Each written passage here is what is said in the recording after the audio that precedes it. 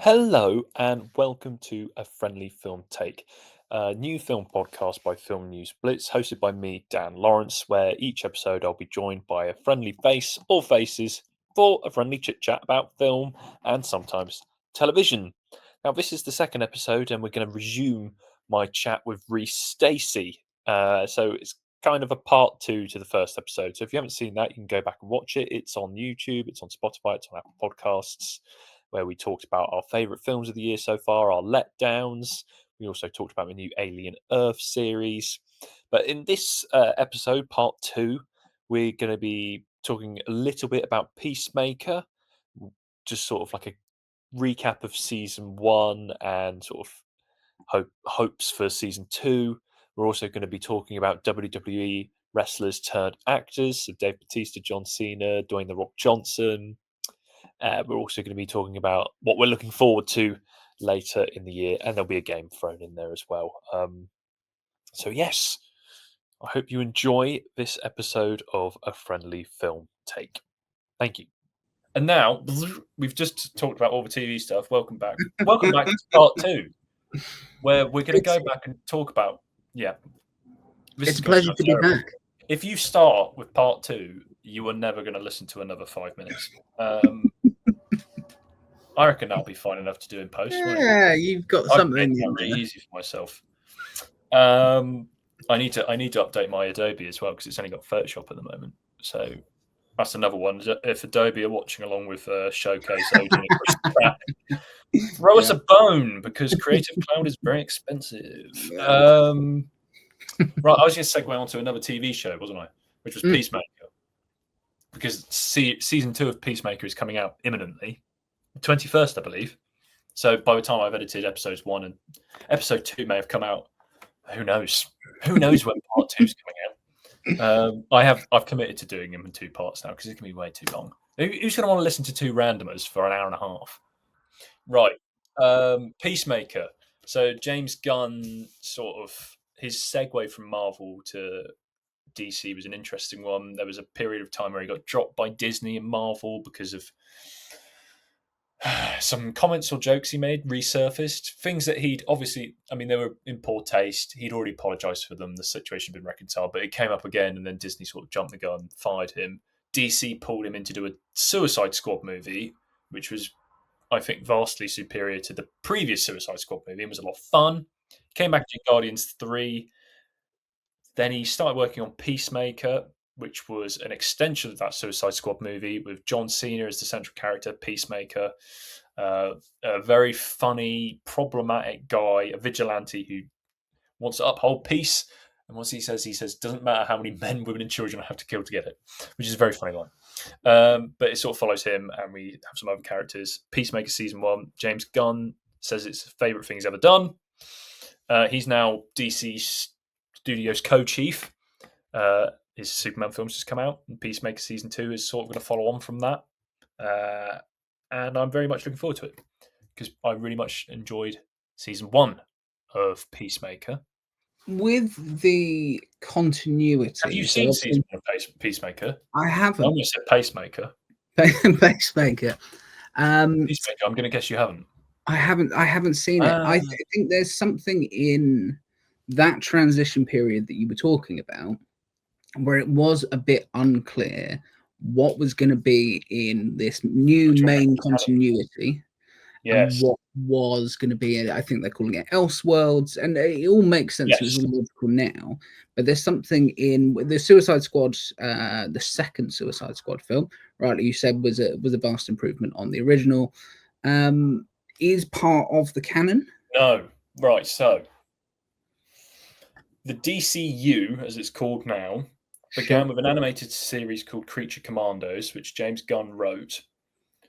And if they mention in that, which I haven't watched, but apparently it's quite good. If they mention, and James Gunn has said, if in Creature Commandos they mention an event from another film or Peacemaker, if they mention something that in the Suicide Squad or Peacemaker, it makes it canon. But if they don't mention something, then you can assume it's omitted from the canon. Peacemaker season 2 is fully canon, and will explain which bits from season 1 are getting pulled along. I know. That's it. I mean, that's quite in my head, I'm just going to assume that Peacemaker season 1 is canon. And I suppose, maybe even Suicide Squad. I'm just going to wrap them in. If something happens in stuff going forward that harks back to stuff going back, I'll just roll with it. I don't really care. I just want them to be good. That's more than reasonable. Yeah. I think James Gunn's also just announced he's finished the treatment for another Superman film. Superman Saga. Ooh. He's now going to start writing on the script, and he said it's going to start going. We're going to get it sooner than we maybe think, which is interesting. That is interesting. Because he did lay out like a plan, didn't he, a couple of years ago? Of like that's the roadmap. But he's like cut things out. He's installed like they're doing a Clayface horror movie. Looking forward to that. So it's kind of, I think he's kind of just rolling with it. He's being a bit more fluid, and they're not as tightly bound together as, say, MCU. The MCU, where it does first 3 phases, because let's face it, post Endgame, nothing's felt really tied together or cohesive. Sure. But maybe they're going to retcon that fucking spaghetti. It's first F-bomb. Congrats. There we go. First F-bomb, ladies and gentlemen, and everyone. I'm going to stop saying ladies and gentlemen. I'm just going to say everyone. Anyway, but we can't really talk much about Peacemaker, can we? Because you haven't seen the first series. You should watch it. It's very good. Very funny. John Cena is probably at his best in it. He's very good at comedy, but in this, his character, he has a wonderful character arc across the series, and it's tied to a very problematic relationship with his father, who's played by... He's the T-1000 in Terminator 2. What is that guy? Oh, sure. Yeah. Great actor. Yeah. But I can't remember his name, and I feel really bad. Robert Patrick. Robert Patrick. Nice. Did you Google it? Yeah, absolutely. Nice. That was a quick Google. Well done. Thank you. Right, so we've covered Peacemaker. I have really well as well, I think. I have a question for you. Okay, go for it. John Cena. Yes. Hilarious. Is legitimately, I think, a good actor. I think he is, yes. However, I think he's only 3rd in my personal ranking of WWE stars that turned into actors. Or, sorry, they were actors before they've turned into movie stars. That's an interesting point you've made there, Rhys, because funnily enough, the Hollywood Reporter have released a ranking. What's their ranking? The same as yours, I believe. They put John Cena 3rd, The Rock 2nd, otherwise known as Dwayne Johnson, otherwise known as a guy who maybe pees in water bottles on set. Maybe he doesn't. He doesn't go by that alias very often. And number 1, they put Dave Bautista, because why wouldn't you? I think it's an interesting list. I think we can both agree that Dave Bautista is definitely number 1. Because, yes, he's done some pretty bad films. My Spy. Which I think is just him getting, getting work. Fine. Because he needs to earn a living for it. But I guess just going through the motions, I think you've sometimes got to do those films if you want to do. I mean, he's great in June.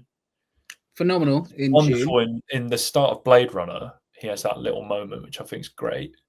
He's in the second Knives Out movie. He's great in that. Yep. Blade Runner.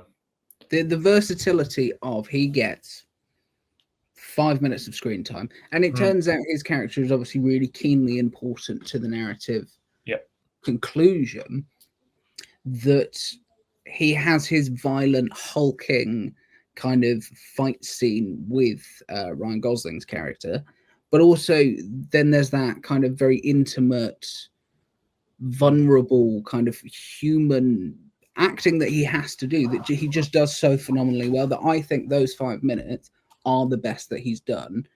But he is genuinely terrific in everything, even in something as bad as My Spy. He's in on the joke. I think he's becoming, and obviously Drax, which is obviously where his career began. Yeah, and I think he's a really good character actor, really. I think we can put that label on him. Should we put that label on him? I think so. We Him have and the Margot power to Martindale. do so. But yes, I will disagree with you and the Hollywood Reporter. I've confidently gone with the Hollywood Reporter, but I'm now scared I'm misremembering. But I think it was Hollywood Reporter. So they put Dwayne Johnson as second. Mm-hmm. But I think he can only do one thing, which is basically himself, and he does it in every single film. He doesn't really have. There's that image of him. It's like 4 different movies, and he's wearing he's wearing like the same grey top. Yeah, he's always like some like retired mercenary or something like that. He does do comedy, and I think he's quite good in comedies, especially if he's given a very good co-star. If he's got a good partner, yeah. Go off of. I think he leans too much into his physique. I don't think he's got range. But maybe we're going to see, because he's going to be in one of the Safdie brothers. Yes, the boxing movie. The Smashing Machine. It's an MMA biopic sort of thing based on true story. Obviously not too far from his wheelhouse, because he was a physical performer. But this is a proper dramatic film for him to star in, A24. So we'll see what he can do. What his chops are. But I think he's been cast in a Scorsese movie as well. He has been. Emily Blunt is pulling him along in these things, I think. So we'll see if he's good in the Smashing Machine. But Cena is genuinely funny. Like genuinely funny, that is true. If you watch Blockers, that's a really funny film he's in. He's the dad, isn't he? He's one of the parents, and absolutely, he's so funny. And in Peacemaker, there's these genuine moments of like his character just being, generational guilt from passed down from his father. No, he's just great in it. He's so good. Watch Peacemaker Series 1, and you will see Cena in a new light. Do you think that would? And this isn't to say that I don't think badly of Cena, because I think he is great, and I think he's really entertaining. He's really charismatic on the screen. For me, Dwayne "The Rock" Johnson, there is a catalogue. There is, when you open a can of Coke, you've specifically chosen to get that thing. You aren't expecting Sprite. You aren't expecting Tango. You know what you're going to get. And what you are going to get is the best version of that thing. And I think to build a brand around turning up to work and just being yourself, there is something commendable about that. And there was a real period of time, a good 8-10 years, where we all worldwide bought into it and went, this is really entertaining. He was in everything. He was in action vehicles, so your Fast and Furious and things like that.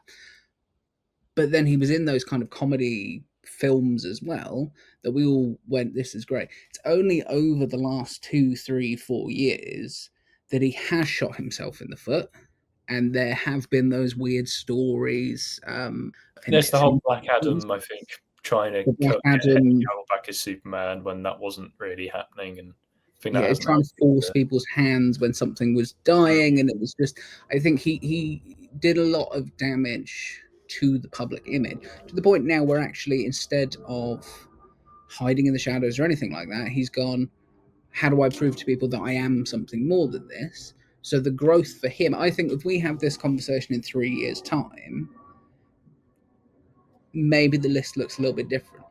But Dave Bautista will probably still be at the top. But Dave Bautista is number one. So my list will look different. Your list will look the same. My list will look the same. So with the Hollywood boys. Yeah, that's a good point. It'll be interesting. I'm very interested to see how he gets on in the Smash Machine. Which does look like it would be quite a good film, to be fair. Cool. Should we do a game? Should we do another game? I think we should. My game is going to be so much more not as well prepared. Bring it on. I'm just putting that out there. So basically, it's going to be really simple. It's going to be a higher or lower box office returns. Films released in 2025, and this is worldwide box office. Worldwide, okay. We always have to wrestle with domestic box office, but whenever we say this, US domestic, isn't it? Because what UK domestic would be like 5p, wouldn't it? It wouldn't be much. Right, so I'm going to name one film. I'll name how much it's earned at the worldwide box office.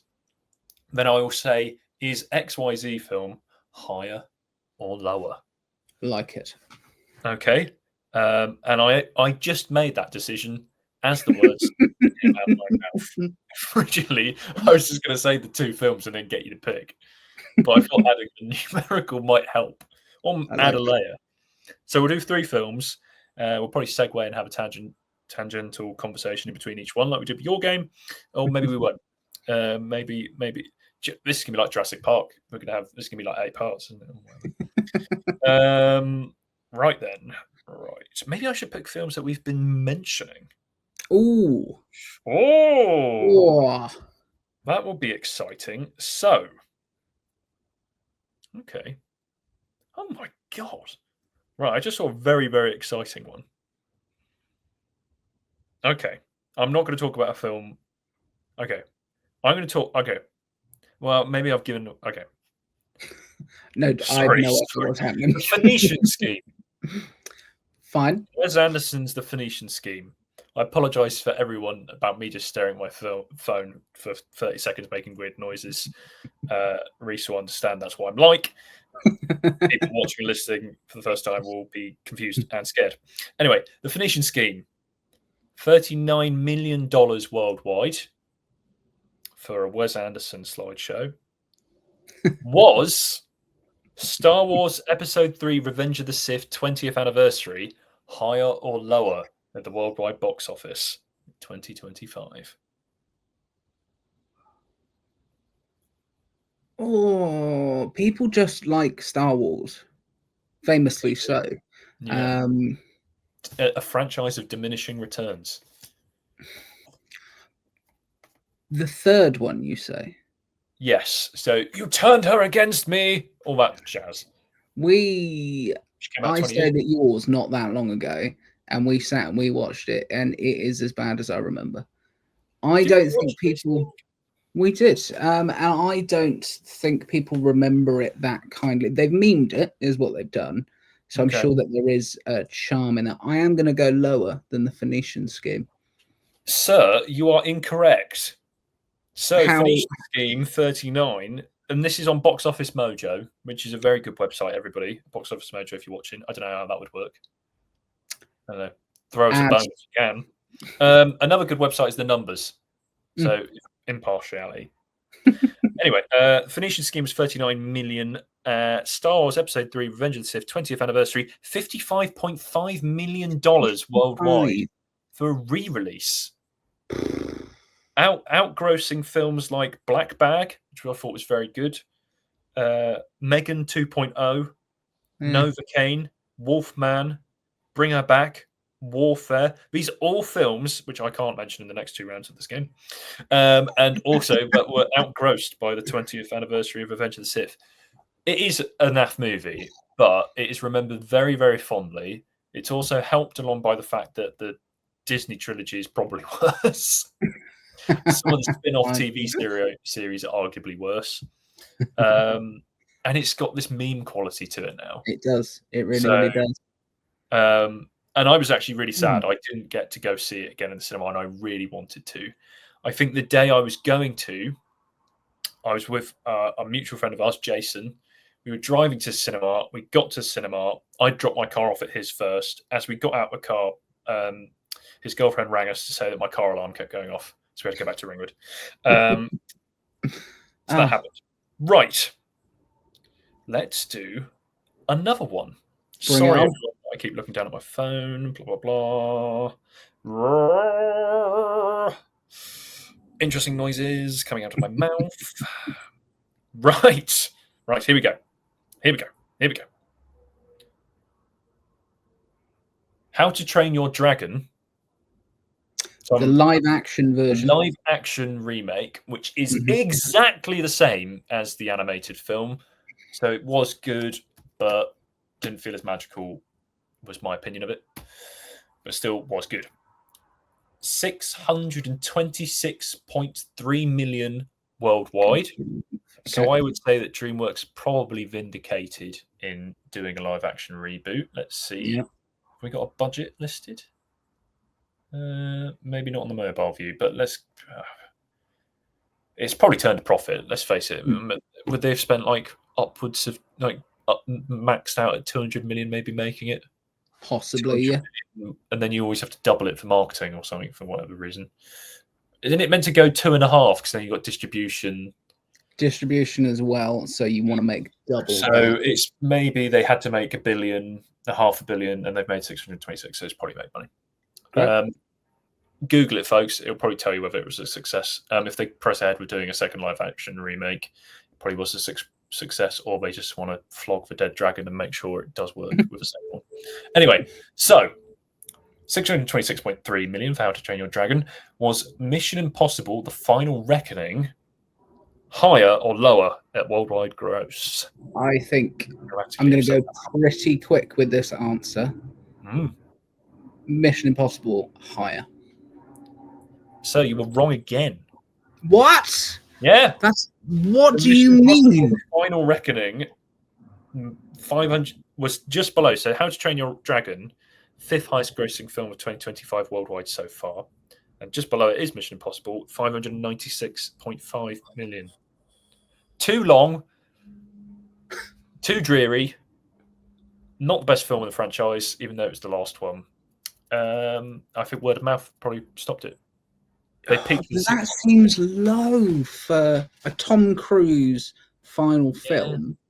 Especially since I think the film we would have seen before would have been... No. Well, the part 1, I mean, it was originally Dead. This was originally called Dead Reckoning Part 2.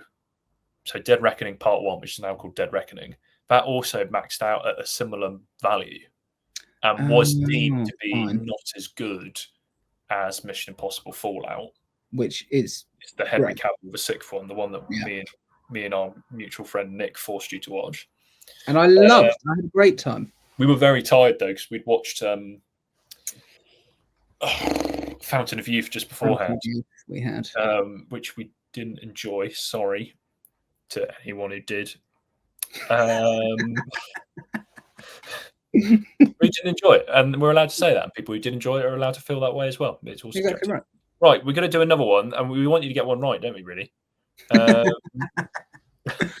be good, wouldn't it? Do you want me to keep making them? I'm trying to make them quite obscure. Or quite give me the obscure. I'm good with that. Or like weird contrast films. I am still surprised. Okay. Go on. Okay. Right. Sorry, no, I'm doing. Let's go with. Okay, well, screw it. I'm just going to do this. Sinners, 365.8. Well, if I'm rounding up correctly, 0.9 million. 365.9 million worldwide. That's a great return for that film. It's like, isn't it like the highest grossing R-rated original? It's got some obscure record that someone should. Obviously, yeah, original. Yeah. Anyway, that Thunderbolts Asterix. Have you seen it? No. I thought it was quite good but nobody else, I guess, did. I don't know. Well, I can't conclude. Anyway, Thunderbolts Asterix, because the new Avengers is kind of what they are revealed. Is the actual, yeah. It's Thunderbolts. Higher or lower?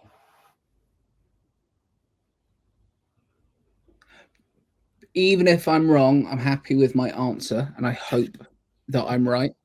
I hope the Thunderbolts is lower, and that the original film did outperform the 37,000th. Are you going to say I'm right? No, you're wrong. Sorry. So I realised for the people listening, that was really bad because basically what I did was just open my mouth and smile, which for the visual medium, people watching on YouTube, that will work if you've made it this far. No, it was higher, sir. They were very close though. So Thunderbolts. So this is interesting. So Sinners, that's considered a massive success. I think it was like a 90 million budget. So yeah, massive success, original IP, blah, blah, blah, blah, blah. 365.8 million, massive success. Please don't make another one. Thunderbolts. Make more original. Exactly. Film. That's what we want. That's the lesson to be learned. Yeah. Thunderbolts, 382.4. and that's considered to be one of the biggest disappointments Marvel have had. They've had a bad year, really, because just above Captain America only made 415 million. And these are films that cost at least 200 million to make, And they spend so much marketing these films. They have to make at least $500 million, close to 600 million to start being, profitable. And Fantastic Four, which is still in cinemas and is a good film. Fantastic Four: First Steps is a good film. That's currently at 469.4. It's been out for 3 weeks now, I think. It is stalling. And it looks like it's going to max out at like 500-ish, 550. So it's been a bad year for Marvel. Because every time they would put out a film, it was 800 up. This is, pre-Endgame. I don't know what some of their posts... I mean, Spider-Man... The two Spider-Man that have come out since Endgame have done very well, obviously. But Spider-Man has this... I think this sort of aura, if we're going to use young lingo... I was going to say transcendental, but I think I've used that already, that word. Like cross-culture, wide-spanning. Spider-Man's just got cachet, So I think that's why Marvel probably will have a good year next year, because that film the next Spider-Man movie will likely do well.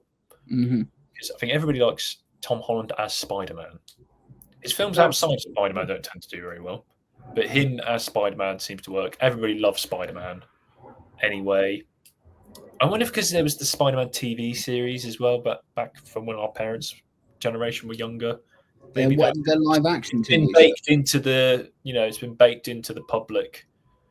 There's been generational versions. We had a Spider-Man when we were growing up. My younger brother had a Spider-Man, which is why No Way Home did so well. Yeah, because we all collectively knew it was that. Yeah. And it's quite a well executed film. And then Avengers Doomsday, I think it will do well. Sure. I will be there. We'll have a massive opening weekend. I think that's certain, because we're bringing back all the old characters. We're bringing back X-Men characters as well. So there's a lot of nostalgia being brought in. I guess we all want to see what they're going to, because there's a lot of strands coming together. But we don't have the build-up like we've had for any of the other Avengers films, especially don't have the build-up like we had for Endgame. So it's interesting, and there's all sorts of noise coming out of that production about it not being fully written before they start shooting, and it all being a higgledy-piggledy mess. But Marvel are in a strange place, and maybe Superman. I mean, Superman, I think, is only grossed. Should we have a look? 594, so it's going to end at around 600 million. So not perfect, but again, DC maybe doesn't have... I mean, there is superhero fatigue now. Oh, for sure. It's been well reviewed. It's interesting to see how they get on as they do. Like, how well will a Supergirl movie do? Like, that's their next one. True, and that's out next year, isn't it? Like, how well is that going to do? That'll be a big test for this new DC franchise, because, okay, fine, they're doing Superman, Supergirl. Clayface, you probably won't do that well in terms of box office numbers, but it's being pitched as something slightly different. He doesn't know what he's doing with his Batman yet. We're going to get the Batman Part 2. So Matt Reeves is the Batman Part 2, which the Batman was amazing. But you can't weave that into the success of the franchise, because it's not the franchise-centric Batman. We're not going to have Batmans in the same year, so that's coming out 2027, I think. So we're not going to get a Batman movie before then. So the DCU Batman's going to be 2028, because James Gunn said we won't get an Elseworlds Batman and a DCU Batman in the same year. I think as long as you explain it well enough, your audience is very intelligent enough. Yeah, to be like, right. And comic book fans, obviously, they're not the whole market now for these films, but they're used to alternate versions in comic books. Yeah, God, yeah, you've got Absolute Batman at the moment happening alongside your normal run against Detective Comics. It's like, that's not weird. I really want a Batman Beyond movie. That would be amazing. With a Blade Runner aesthetic.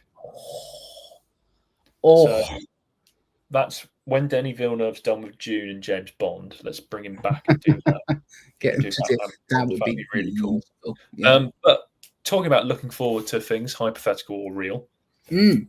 Should we end part 2, as it's now known? But if you're listening to this and you're not aware of the weird discussions we've been having about me editing this into 2 episodes, but this is just 1 episode if you're listening to it or watching it right now. Maybe I'll need to cut this out, but maybe we'll leave it in. If I'm rambling. But let's end on what we're looking forward to for the rest of 2025 in terms of releases on the big or small screen. But let's face it, it's probably going to be big. Big screen. We're champions of the cinema going experience, aren't we? For sure. And I think our friendship and how that's developed over the 10 years of knowing each other was our weekends were university evenings. They weren't at barbecues. I'll tell you that. A nice in joke. Should we? Well, let's quickly explain it. We were going to see La La Land, and we were talking during the trailers. It was La La Land. No, it was La La Land. No, it was Captain America: The First Avenger. No, it wasn't. Was it? We didn't see La La Land together. Yes, we did. No, we didn't. Yes, we did. It was something. It was in the old Bournemouth Odeon. I don't think it was Captain America because I think it was Captain America. That was part of when we saw 3 films in one go. Yeah, we saw all 3 Captain Americas back to back to back. Because Civil War was coming out at midnight. And nobody. It was just us two. That was a good time. No, because we did that with Alex and Harry. We did that with other people. This was just the 2 of us, and we were in the back row for Captain America. That thing, we weren't in the back row. It was the basement screen in the old Odeon. And we were right at the back, and it was very thin. And I saw La La Land 3 times. You loved the 3rd time I went to see it. So it was quite deep in its run. It wasn't a full cinema. We were at the back. I think it wasn't Captain America. Maybe it wasn't La La Land. It was something. We went to cinema. We were talking in the trailers. We were having a chat amongst ourselves during the trailers. Of car adverts, it was an Audi. It's not even I think we were talking. I think we may have been talking through a trailer, which maybe is bad, but I don't think it's terrible. We wouldn't talk through the film. No, and we were talking quietly. But a chap a few rows ahead of us wasn't happy with this situation. He turned around and he said, "Guys, we're not at a barbecue." And we were very bad people, and we laughed. We didn't laugh loud enough to. But it's become part of our lifestyle now that if we're at the cinema, we're not at a barbecue. What were we talking about? Oh, we like going to the cinema. No, what we love going to the cinema. Oh, we were talking about what we're looking forward to. Yes. Which is probably going to be at the cinema. And you were talking about the backbones of our friendship, which has been held together by cinemas. I believe. If it wasn't for films, we'd be shot at each other. So we're going to talk about what we're looking forward the most to. So I'm going to say... I'm going to rattle off a few. I really want Materialists because it's only just coming out in the UK. It's been out in America for a while. I don't know why they've done that. It's not the 1990s. But I'm really looking forward to watching that. I'm really looking forward to Predator Badlands, as we've been discussing now in part 1. Originally, it was going to be in this one whole episode, but part 1. But again, I don't know why I keep saying that because it doesn't make any sense to me saying that. Because this is only going to ever exist in 2 parts. Yeah. Or is it? Maybe maybe it's 1 hour and a half. We've been talking way too long for it to be 1 episode. People will lose interest. So I'm going to put Predator Badlands because I want to see what Dan Trachtenberg does. This is actually set on the Predator homeworld, I think, and a Predator alien is the central character. Ooh, very interesting. And as you see in the trailer, Elle Fanning's character is a Weyland-Yutani android. She is. That's a tie-in with the Alien franchise, which obviously they've done before, but this seems a bit more nuanced and a bit more interesting. So that's cool. Yeah. Are we going to get Alien versus Predator again? I mean, I feel like we will, because let's face it, we're getting about 1 million Godzilla King Kong movies, so Alien versus Predator, they're going to do it because... they go quite nice. For every Sinners, we get 9 other words. But I feel like if it's done properly, it could be really good. But I don't know. It's just... No, I do. What were you going to say? I agree. I think the concept of an Alien versus Predator movie much like you can't fuck up a Jurassic Park film, you can give the people what they want, which is it's gladiator, it's arena, it's battling, it's humans in the The middle. reason It's I don't think it, I haven't watched Alien versus Predator or whatever they called the other one. Requiem. The Predator has a more of a soul. Yeah, it's more of a character. human. It has very clear sort of motivations and stuff. And whereas I think the Alien is much more, the xenomorph is much more animalistic. It's just sort of a rabid killing machine. Mm-hmm. Whereas the Predator, I just don't think they gel. It'd be like watching a guy. It'd just be like watching like me or you fight like a cheetah tiger for 90 minutes. Like it's just not even a tiger because I could not last 90 minutes. You know, fighting a bloody angry snake for 90 minutes. Just, I think I could take a snake. Yeah. Like I'm not that bothered about the snake's story. Fine. Yeah. I'm totally with you. In Rhys versus Snake, right? Which let's face it, I'm not as interested in the snake's story. And like when I'm watching an alien film, I'm not interested in the aliens. I guess because nobody's ever done that. But it doesn't feel like the xenomorph isn't a vessel for characterization, is it? So that's why I think those films work. They tried to merge that. So at the end of Alien versus Predator, there was I think it was a face hugger. The Predator got impregnated by the alien and then gives birth to a hybrid of the two. And so in the second one, the main kind of villain was this kind of, I think they called it the Predalien, which is just just a shit name and just doesn't work. But that as a concept is great because then you can have the animalistic kind of violence of the xenomorph. Am I right? In those films, did the Predator ever team up with the humans? Yeah. I believe in with the Predator, it's the respect of you are the better hunter. That is what I am. I'm a champion. I'm here to collect trophies. So there is that reconciliation between you're the better hunter, and then there is a sort of team up to then take the aliens down. And then the Predators are the good guys in that respect. Interesting. But then, like a human, as we've seen, a human can eventually beat a xenomorph. True. Through plot. Flamethrower. And it can eventually beat an airlock. An airlock, yeah. Or a digger. Yes. Yeah.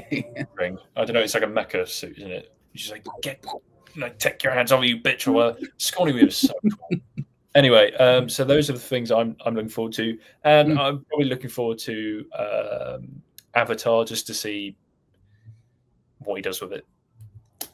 How many more are we getting?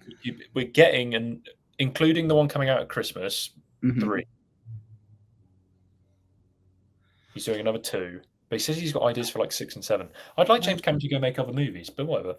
Anyway, I'll go with Materialists and Predator Badlands are the 2 I'm looking forward to the most. I like that. We have a crossover with Predator Badlands because of your recommendation of going and watching Prey. Watched, loved. We'll go and check out Killer of Killers. That's the one. Thank you very much. We'll check that out. There's always something, I don't know, that appeases the 8-year-old in me of the kind of action and violence. But as I have matured, I do appreciate the emotional aspects of storytelling, and that you can have hyper-violence and you can have deeply human emotions in the same thing. So actually with Prey and the fact that it's about family, it's about protection, it's about being the best that you can be, and the Predator is also having that, and the kind of like interesting dichotomy, having that again with this new setup, as you're quite rightly saying, is blending into the Alien franchise. I think that's going to be great. But the thing I'm most looking forward to, because I do not know how I'm going to feel about it, is Eddington, which looks like the most ill-advised film that could possibly come out this year. Mad. The concept being it's set during the COVID-19 pandemic. in small town America where there's a mayor and a sheriff, and they are vying for kind of political control over the town. From the early reviews, it hasn't come out in England yet, but it has come out in America. It is incredibly divisive because it has come out in England, I think. Has it come out in England? No, Joe Matthews of Film News Blitz went to a Limitless preview screening. Oh, fine. Shout out to Odie and Limitless there, guys. I like that. Anyway, keep going. That it's very, very on the nose. It's very, I don't know, very politically touch and go. That it is deliberately offensive. It's deliberately outrageous. And there's something in, I think, Ari Aster's first two films collectively we all loved and we were not offended by in any sense. We were scared, entertained, enthralled, disgusted by, and it was all really exciting and new. Beau is Afraid felt closer to what he as a filmmaker was trying to get out, because I won't go into it now, but if you watch the early short films of his, he is a twisted man in a very uncomfortable, it's all family dynamics and general disgust, that it feels like he's now got big budgets to do the kind of storytelling that he does want to do. So Beau is Afraid is more into that. Was disturbing, was just and I have quite a high tolerance for that sort of stuff, but even I coming out of that was like, that was pushing some buttons there. So to know that he's doing that with an A-list cast, with something as hot pressed as an international trauma that people haven't resolved from, that people are either going, this is brilliant, or I am so offended by this, I cannot believe they made it. In a very politically charged environment, world, especially in America, very sort of split, divisive, especially around the pandemic as well. For sure. Will you watch it? We're going. Yeah. Are you taking first? I am indeed. Okay. I think I will probably end up agreeing that it's irresponsible filmmaking. Oh, okay. There's something, I don't know, like watching a car crash that you can't look away type thing of like, holy shit, they've actually done this. So yeah, very much looking forward to that. Oh, I've just remembered another one I'm looking forward. I think people may have established we maybe go to the cinema for different types of films. Because I'm about to say that the conclusion to Wicked. Oh, lovely. No, that's nice. I really want to see Wicked for good. Is that what it's called? That's nice. So I'd never seen the play. That's obviously a really well-known musical, isn't it, on Broadway and West End. I'd never seen that. I went to see Wicked last year, which is all the way up till the interval of the play. Thought it was amazing. Cynthia Erivo was absolutely incredible as Elphaba, and Ariana Grande was really, really good as Glinda. Really good film, so I'm hyped for the next one. I do like a good musical. So a good musical is yeah. Have so you? I'm really challenging myself there with that on similar terms as you will be for Arias. I like that. Have you? Because I remember seeing you in the Christmas period. We went to West Key. Yes.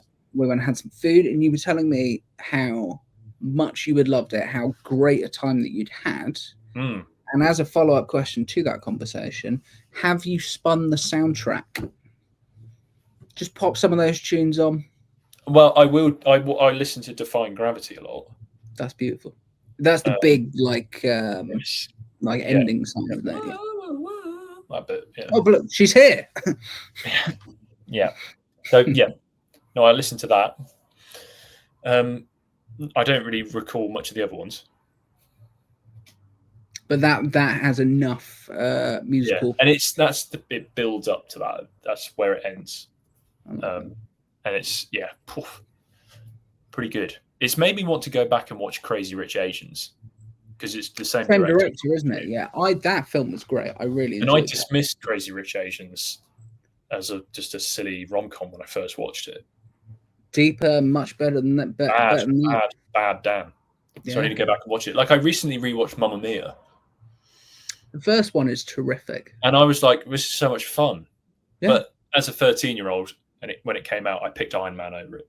So I can see why that's happened. yeah. But and then I was like, because there's the bit where we were meant to end on this segment, weren't we? Oh well.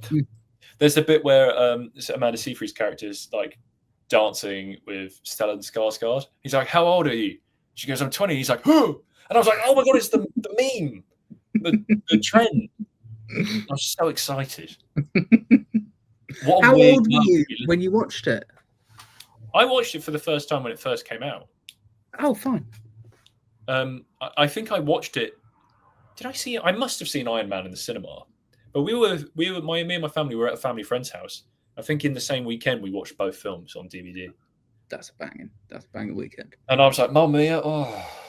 Don't make me do this. As a teenager, I didn't do musicals as much. Fair. I think you watch them as a child, and then maybe societal pressures or whatever, you don't watch them for a bit. True. And then you just grow up and just people singing. This is great. Just be like, oh, musicals are actually full of joy. Yeah. Yeah. Why am I keeping myself from joy? Yeah. Why am I barring myself from such enjoyment? Yeah, I've had this pen in my hand for the last hour. I don't. I've got. Sorry to everyone who's watched me fiddle. I fidget in my seat a lot. So we've talked about, that was the last thing we were going to talk about, wasn't it? Really, what we're looking forward to. Yeah. So Eddington, did you have any others? No, I think for maybe the Black Phone 2, but only because I hope that it's a step improvement on the first Black Phone. That's Ethan Hawke, is it? That is Ethan Hawke as a terrifically creepy child kidnapper, murderer. So, like, the setup is creepy, and there's a ghost phone that you can talk to the souls of the dead children that died in the room and all that sort of stuff. So the setup itself is great. I don't quite know what they're going to do with the second one, but I just think that the villain is compelling enough that it sort of feels like it's just going to be based around him. I would be disheartened if it was a continuation of the kids' stories, because I always think that kids in films, unless it's the Stranger Things cast, and they somehow lucked out in making sure that all of them knew how to act and could carry scenes, normally horror kids for me they're almost sort of like part of the scenery. They're generally annoying, but it's like you are symbolic of a child that is in this situation. And for me, the Black Phone kids were a bit like that. So I hope we don't get more of that. That's a very clever thing that Alien Earth has done. I'm going to segue all the way back to that. By putting the souls and the personalities of children, but in an adult body, we get that thing of like, oh my god, we're seeing children go through this horrific thing, but it's adult actors. It's like the concept of those Haribo adverts, but taken to a whole new level. And I think that is a great way to end. Amazing. That's a phenomenal way to end. I need to go feed my cats because it's past their dinner time, and that's why this one's being annoying. But I think that was a good place to end part 2 of the first episode of A Friendly Film Take, a podcast by Film News Blitz. I'm Dan Lawrence. I've been joined by Rhys Stacey. Thank you, Rhys, for joining me. And thank you to our parents for joining us and watching. And Odeon, and Showcase, Chris Pratt. And who else did we say was watching? Box Office Mojo. BoxOfficeMojo.com. Yes, also them. And anyone else. We really hope that people have stumbled across us and thought it was a laugh to listen to. It's going to go out on Spotify, or it will be out on Spotify when you're listening. You know, I keep talking about it as if it's something in the finished product. You're listening to it now. Spotify, Apple, or YouTube, if you want to see what we look like. You're more than welcome to do that. We consent to that, obviously. Cool. Should we end there? Beautiful. Seamless. Ooh.